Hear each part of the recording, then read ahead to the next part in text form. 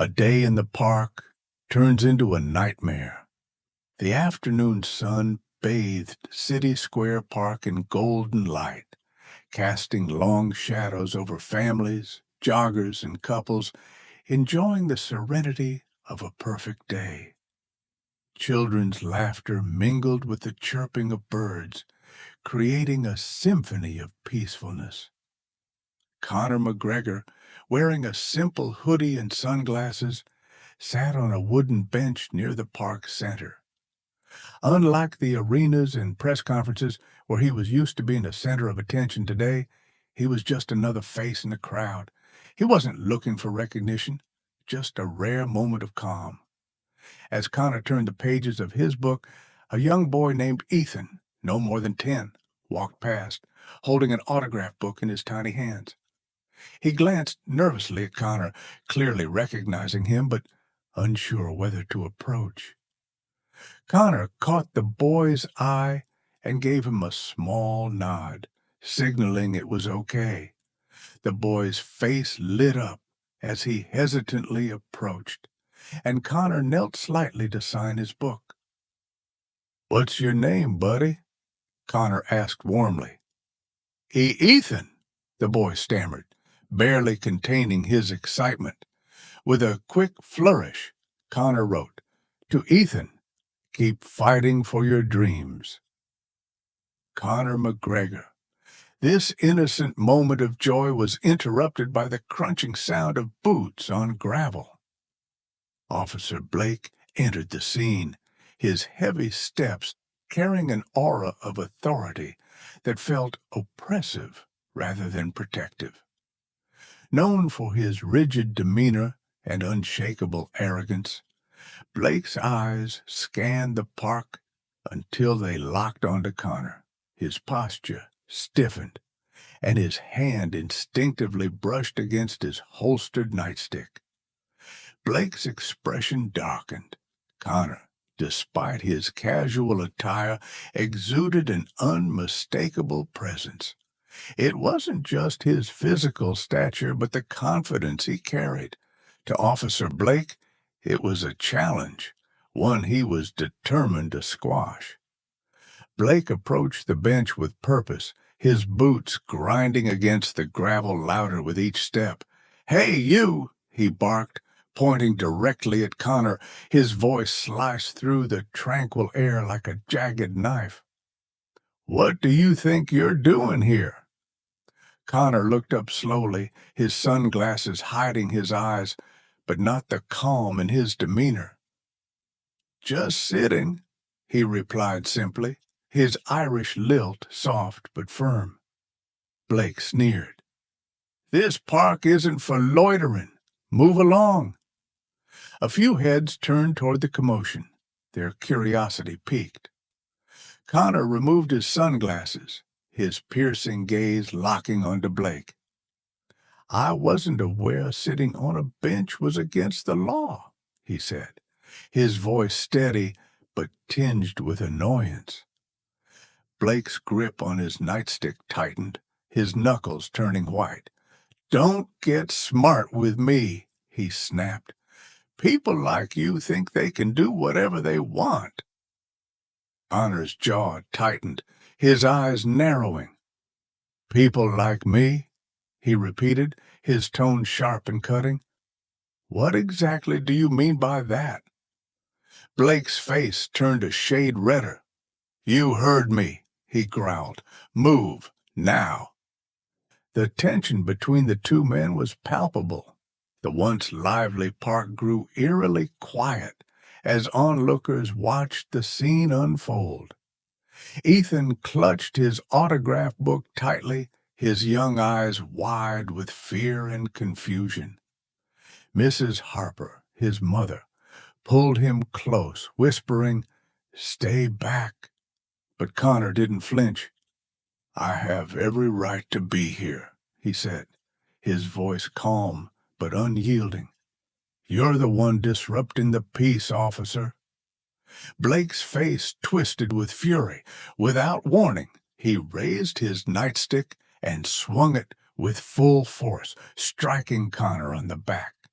The sickening thud echoed through the park, followed by collective gasps from the crowd. Phones were pulled out, cameras rolling as witnesses scrambled to capture the unfolding injustice. Conor stumbled forward slightly, but quickly straightened, turning to face Blake. His expression was no longer calm. It was controlled fury.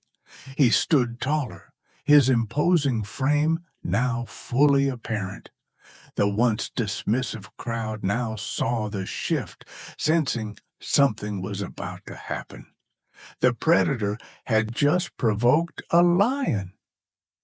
"You've made a big mistake," Conor said, his voice low and deadly. Blake hesitated, a flicker of doubt crossing his face, but his arrogance pushed him forward, unaware of the storm he had just unleashed. The murmurs among the crowd grew louder.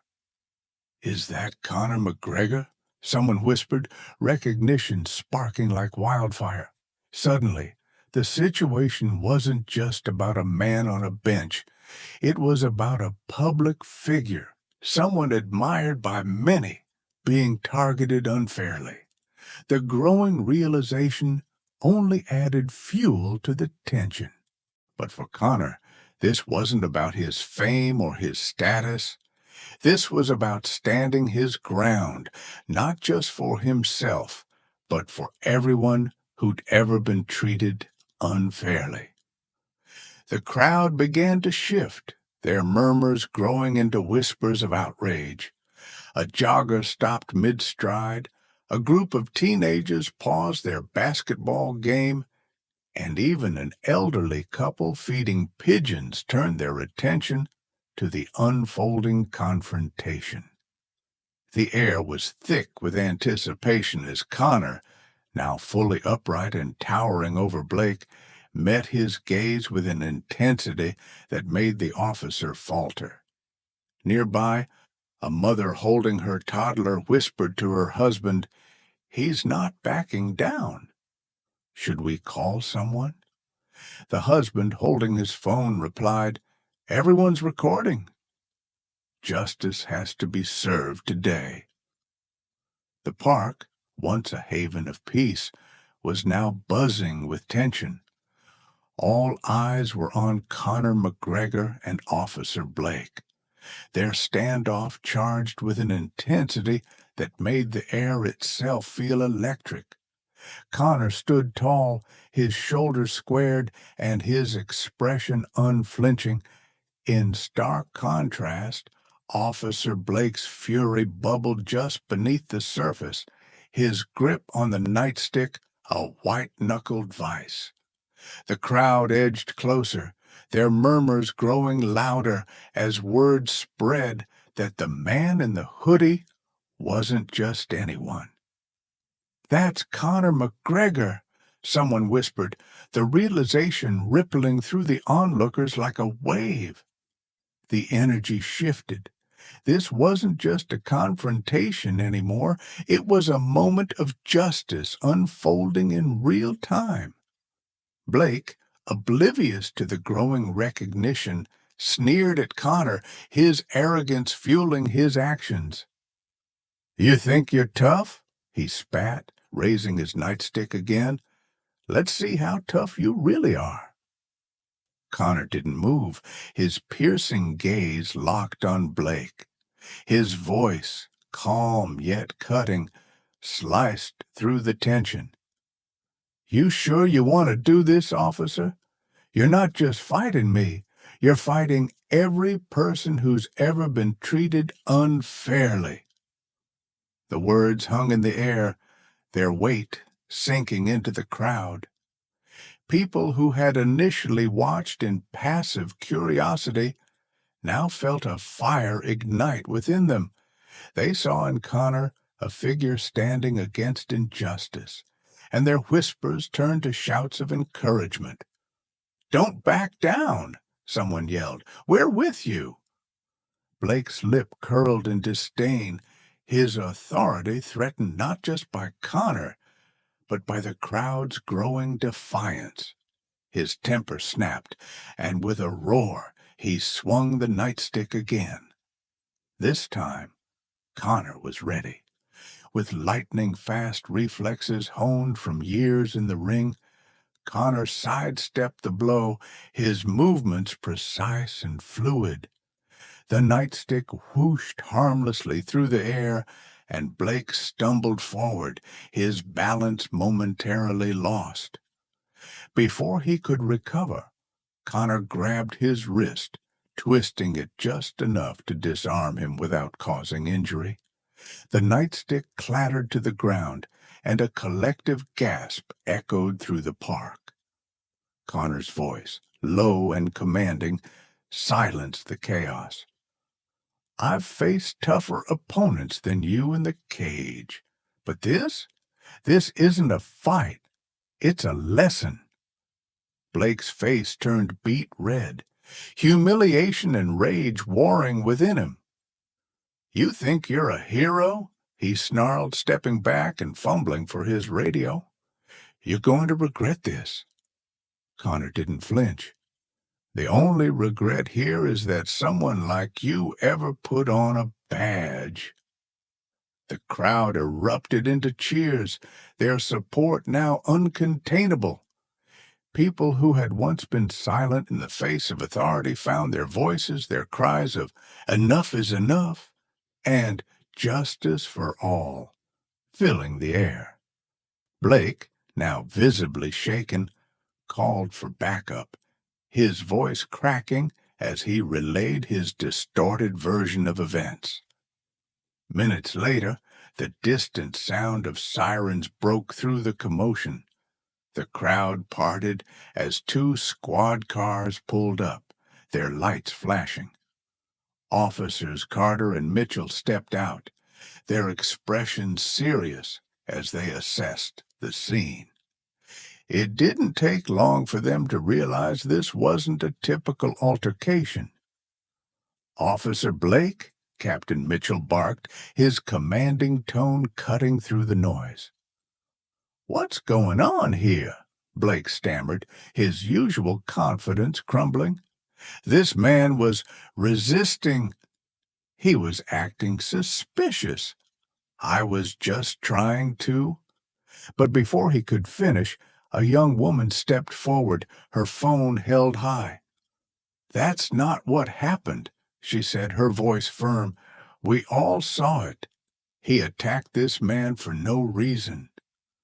Others quickly followed suit, their phones raised as they showed the officers their recordings. "He was sitting here minding his own business," said an elderly man. "Blake hit him for nothing." Officer Carter took one of the phones, his face darkening as he watched the footage. He handed it to Captain Mitchell, who shook his head in disbelief. "Blake," Mitchell said, his voice laced with disappointment, "you've crossed a line." Blake's eyes darted around, desperation setting in. "But, sir, he's just—" Captain Mitchell raised a hand, silencing him. "Enough. Hand over your badge and weapon. You're done here." The crowd erupted into applause, their cheers drowning out Blake's protests. His humiliation was complete as he reluctantly handed over his badge and gun, his face a mask of disbelief. Conor watched silently, his expression unreadable, but his stance radiating quiet triumph. As Blake was led away, Captain Mitchell turned to Conor. "Mr. McGregor, I'm sorry for what happened here today. This department won't tolerate abuse of power." Conor nodded, his gaze softening slightly. "It's not about me," he said. "It's about making sure this doesn't happen to anyone else." The captain extended his hand, and Conor shook it firmly. "We'll make sure justice is served," Mitchell promised. The crowd, now united in their support for Conor, began to chant his name. "McGregor! McGregor. Their voices carried through the park, a powerful testament to the impact of standing up against injustice. As the officers dispersed the remaining onlookers, a young boy tugged at Conor's sleeve. It was Ethan, his autograph book still clutched in his hands. "You're my hero," he said, his eyes wide with admiration. Conor knelt to meet the boy's gaze, his demeanor softening. "You don't need me to be your hero," he said. "You've got everything you need right here." Tapped the boy's chest gently. "Courage." The boy beamed, and Mrs. Harper stepped forward, tears in her eyes. "Thank you," she said, "for standing up not just for yourself, but for all of us." Conor smiled, standing tall once again. "Sometimes all it takes is one voice to make a difference, but together?" He looked around at the crowd, his voice rising. "Together, we're unstoppable." The crowd cheered once more as Conor walked away, his head held high. The sun began to set over City Square Park, casting a warm glow over the scene.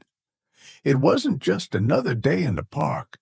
It was a day that would be remembered as a turning point, a moment when one man's courage inspired a community to demand better. What do you think of Conor's stand against injustice? Have you ever witnessed something similar? Share your thoughts in the comments below. And don't forget to like, share, and subscribe for more stories that remind us of the power of standing up for what's right. The events of that fateful day in City Square Park sent shock waves far beyond the green expanse where it all unfolded. What began as a routine afternoon for Conor McGregor became a defining moment not only for him, but for an entire community. The crowd that had gathered to witness the confrontation left the park forever changed, their hearts ignited with a newfound resolve to confront injustice wherever they saw it. As news of the incident spread, it dominated headlines, social media feeds, and nightly broadcasts. The footage captured by onlookers went viral almost instantly, with hashtags like Stand with Conor and Toss Justice for All trending worldwide. Clips of Conor's calm defiance in the face of Officer Blake's aggression became a rallying cry for change, his words replayed endlessly. "You judged me based on a preconceived idea of who I was. That says far more about you than it does about me." But the ripple effect wasn't limited to online debates. In the days following the incident, protests erupted across the city. People from all walks of life, students, workers, parents, gathered in Main Square to demand accountability, not just for Blake, but for systemic changes in law enforcement. Signs bearing slogans like "Justice for Everyone" and "No Badge Above the Law" filled the streets, the crowd swelling with each passing day. Amid the growing movement, Conor McGregor remained a focal point, though he resisted being cast as a larger-than-life hero. When reporters swarmed him outside his gym, he maintained his characteristic humility. "This isn't about me," he said, his tone measured but passionate. "This is about ensuring that no one has to go through what I did. If standing up inspires others to do the same, then I'm proud to be part of it." But while the public rallied behind Conor, the fallout for Officer Blake was swift and severe. An internal investigation confirmed what the footage had made clear. His actions were a gross abuse of power. Stripped of his badge and facing criminal charges, Blake found himself at the center of a firestorm of public outrage. The department issued a formal apology, vowing to implement mandatory training on de-escalation and implicit bias, a move many saw as long overdue. Yet for all the public attention, the most profound impact was felt on a personal level. Mrs. Harper, the mother of young Ethan, reflected on the incident with tears in her eyes. "Conor didn't just stand up for himself," she told a local reporter. "He stood up for all of us. He showed my son what courage looks like, and that's something I'll never forget." Ethan, too young to fully grasp the complexities of what had happened, carried his autograph book everywhere, proudly showing off the signature Conor had scrawled across its pages. "He's my hero," Ethan told anyone who would listen. More than that, the boy began emulating Conor's quiet strength in his own small way, helping his classmates, speaking up when he saw someone being treated unfairly, and reminding others that standing tall starts with small actions. Meanwhile, Conor received countless messages of support from around the world. Letters poured in from people who shared their own stories of facing discrimination or witnessing abuse of power. One particularly poignant message came from a retired police officer who admitted he had once been like Blake, but had since learned to treat everyone with dignity. "Your actions reminded me why I put on the badge in the first place," the letter read. "Thank you for showing us that strength isn't about power. It's about character." But it wasn't all admiration and applause. Conor also faced criticism from those who accused him of escalating the situation or argued that his fame had shielded him from harsher consequences. To those detractors, Conor had a simple response: standing up to bullies isn't escalating. It's necessary, and my fame didn't protect me that day. Courage did. As the weeks turned into months, the city began to change. Inspired by the events at City Square Park, community leaders launched new initiatives to bridge divides and rebuild trust between law enforcement and residents. Forums were held, bringing together police officers and citizens to share their experiences and find common ground. Captain Mitchell, the senior officer who had confronted Blake, became a vocal advocate for reform, working tirelessly to ensure his department upheld the values of fairness and accountability. One evening, Conor found himself back at the park, this time with far less fanfare. He sat on the same wooden bench where it had all begun, watching as children played and families picnicked under the setting sun. The park felt different now, not just a place of recreation, but a symbol of resilience and unity. As he sat there, a young woman approached, her face familiar yet older than he remembered. "Mr. McGregor?" she asked hesitantly, holding out a photo of herself as a child. It was the same girl from years ago, the one he had signed an autograph for after his first championship fight. "I just wanted to thank you," she said, her voice trembling. "You stood up for people like me, and that means more than you'll ever know." Conor smiled, his gaze softening. "It's not about me," he repeated, the words now a mantra. "It's about us, all of us." As she walked away, Conor leaned back on the bench, the weight of the moment settling over him. He knew that change was never easy, and progress often came in fits and starts. But if one day in the park could inspire a movement, then perhaps there was hope for a better future. What about you? Have you ever witnessed or experienced a moment that changed your perspective on standing up for what's right? Share your thoughts in the comments below. Let's keep the conversation going. And don't forget to like, share, and subscribe for more stories that inspire and unite us all.